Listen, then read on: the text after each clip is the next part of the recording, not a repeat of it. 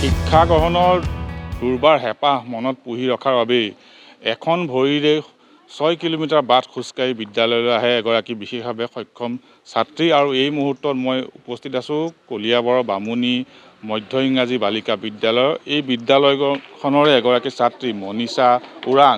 আমি মনীষা ওৰাঙক দেখুৱাম যে মনীষা ওৰাঙে ক্লাছ 6ষ্ঠ শ্ৰেণীত তেওঁ অধ্যয়নৰত হৈ আছে। আমি দেখুৱাইছোঁ এইগৰাকী মনীষা ওৰাং। তেওঁ বিশেষভাৱে সক্ষম। তেওঁ জন্মসূত্ৰেই এখন ভৰিৰে তেওঁ খোজকাঢ়িব নোৱাৰে আৰু এখন ভৰিৰে তেওঁ এনেদৰে বিদ্যালয়লৈ প্ৰায় 6 কিলোমিটাৰ বাট খোজকাঢ়ি আহি নিতৌ বিদ্যালয়লৈ আহিছে। তেওঁ বৰ্তমান 6ষ্ঠ শ্ৰেণীত অধ্যয়নৰত বামুণী মধ্য ইংৰাজী বালিকা বিদ্যালয়ত। আমি তেওঁৰ পৰাই আচলতে জানিম, তুমি কেতিয়াৰ পৰা এই কোন ক্লাছত পঢ়া? তুমি 6ত। ক'ত ঘৰ তোমাৰ? আদৰ্শ গাঁও। গাঁও। হয়। কিমান দূৰ খোজকাঢ়ি আহিব লাগে এনেকৈ সদায়? 6 কিলোমিটাৰ। হয়। ভৰি এখন এনেকৈ সৰুৰ পৰাই নেকি? সৰুৰ পৰাই। কেনেকৈ আহা? মই খোজকাঢ়ি আহোঁ। এখন ভৰিৰে? হয়। কেতিয়াবা দেৰি হ'লে বাইদেউ চাইকেলত থয়। মাজতে স্কুল এৰি দিছে নেকি? হয়, এৰি দিছিলোঁ। কোন ক্লাছত? 5ত। কিমান বছৰৰ পিছত আকৌ নাম লগাইছে? 5 বছৰ পিছত। মা দেউতাই কি কৰে? বাগানত কাম কৰে। নিশ্চয় এগৰাকী ছাত্ৰী আমি দেখুৱাইছোঁ। তেওঁ পিতৃ মাতৃ চাহ বাগিচাৰ শ্ৰমিক আৰু তেওঁ এনেদৰে দৈনিক খোজকাঢ়ি এখন ভৰিৰে খোজকাঢ়ি এইখন বিদ্যালয়লৈ আহে বা কেতিয়াবা তেওঁৰ জ্যেষ্ঠ ভগ্নীয়ে লৈ আহে চাইকেল পলম হ'লে।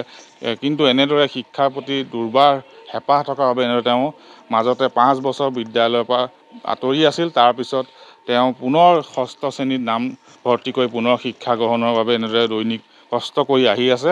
আৰু ইয়াত যিহেতু এই বিদ্যালয়ৰ এগৰাকী শিক্ষক আছে, আমি আপোনাৰ ওচৰলৈ জানিম, আপোনাৰ পৰা জানিব বিচাৰিম যে কেতিয়াৰ পৰা তেওঁ এনেদৰে এই বিদ্যালয়লৈ আহি আছে? হয়, এই আমাৰ এইখন বিদ্যালয়তে এই বছৰে নামভৰ্তি কৰিছে। যদিও আমি গম পোৱা মতে তেওঁ প্ৰাথমিক বিদ্যালয়তে তেওঁ এই ভৰিৰ অসুবিধাৰ কাৰণে তেওঁ 5 বছৰ বিৰত থাকিলে শিক্ষাৰ গ্ৰহণৰ পৰা আৰু পুনৰবাৰ তেওঁ নিজে হেঁপাহ কৰিছে যে মই পঢ়িম বুলি।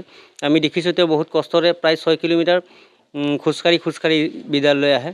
আমি এটা আহ্বান মন্ত্ৰী মহোদয়ক, তেওঁক যদি সহায় কৰে, তেওঁ মুখৰ ফালে চাই, তেওঁ শিক্ষা ভৱিষ্যত জীৱনটো চাই সহায় আগবঢ়ালে তেওঁ নিশ্চয় ভৱিষ্যতে এটা সুনাগৰিক হ'ব বুলি আমি ধাৰণা কৰিছোঁ। তেওঁৰ পিতৃ মাতৃয়ে কি কৰে? তেওঁ পিতৃ মাতৃ এজন বাগানৰ শ্ৰমিক আৰু অস্থায়ী শ্ৰমিক হিচাপে তেওঁ জীৱন নিৰ্বাহ কৰি আছে। লগতে ছোৱালীজনীক পঢ়াই আছে। নিশ্চয় এইগৰাকী মনীষা ওৰাং আমি দেখুৱালোঁ যে কিদৰে তেওঁ এই বিদ্যালয়লৈ প্ৰায় 6 কিলোমিটাৰ বাট খোজকাঢ়ি আহি গাঁৱৰ পৰা খোজকাঢ়ি আহি তেওঁ শিক্ষা গ্ৰহণ কৰি আছে। তেওঁ পিতৃ মাতৃ চাহ বাগিচাৰ শ্ৰমিক আৰু শাকমুঠীয়া চাহ বাগিচাৰ গাঁৱৰ পৰা তেওঁ আহে 6 কিলোমিটাৰ দূৰ খোজকাঢ়ি। আৰু তেওঁ পিতৃ ৰেতিয়া ওৰাং, মাতৃ গীতা ওৰাং, তেওঁলোক বাগিচাৰ শ্ৰমিক আৰু এনেদৰে কষ্ট কৰি তেওঁ বিদ্যালয়লৈ আহি আছে। কিন্তু এনেধৰণৰ যিসকল ছাত্ৰী আছে বা শিক্ষাৰ্থী আছে তেওঁলোকক সমাজ কল্যাণ বিভাগৰ পৰা এখন হুইল চেয়াৰ, বেটেৰী চালিত হুইল চেয়াৰ তেওঁলোকক প্ৰদান কৰাৰ সুবিধা আছে, কিন্তু সেয়া আজিলৈকে হৈ উঠা নাই। এনেদৰে তেওঁ কষ্ট কৰি এই বিদ্যালয়লৈ আহিবলগীয়া আছে। কাৰণ এটাই শিক্ষাৰ প্ৰতি দুৰ্বাৰ হেঁপাহ, শিক্ষা গ্ৰহণৰ দুৰ্বাৰ হেঁপাহ থকাৰ বাবে এনেদৰে তেওঁ কষ্ট কৰি বিদ্যালয়লৈ সদায় আহি আছে। কিন্তু এইসকল ছাত্ৰ ছাত্ৰী, এইসকল শিক্ষাৰ্থীৰ চৰকাৰী আঁচনি থকাৰ পিছতো কিন্তু সেই আঁচনিৰ সুবিধা ল'বৰ পৰা আজিও বঞ্চিত হৈ আছে।